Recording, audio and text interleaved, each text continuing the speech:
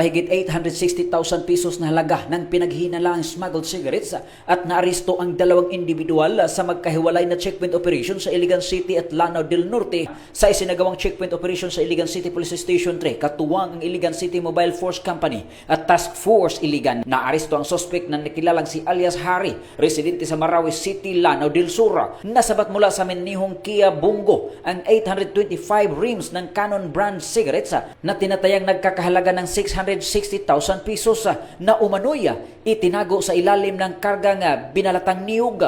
Nabigo ang driver na magpakita ng kaukulang dokumento mula sa Bureau of Customs at iba pang legal na papilis para sa transportasyon ng mga ito. Samantala, nagsagawa rin ng checkpoint operation ang 10 of 5th Maneuvering Company ng Army of Region 10, katuwang ang Pantar Municipal Police Station sa Regional Border Control Point sa Barangay Kampung, Pantar, Lanao del Norte, kung saan naaresto ang suspek na nakilalang si alias Howie, residente sa Lanao del Sur.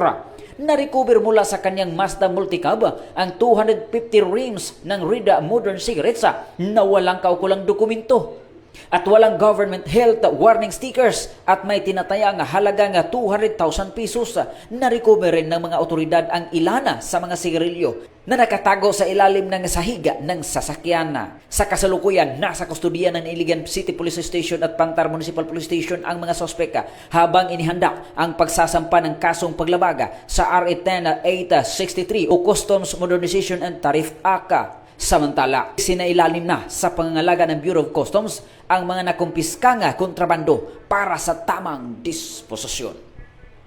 Mula dito sa Campo Alagar, ako po ang inyong Police News Network correspondent mula sa Regional Public Information Office ng Police Regional Office 10, Corporal Joel Lazaro Subsuban, alagad ng batas, tagataguyod ng Balitang Pulis.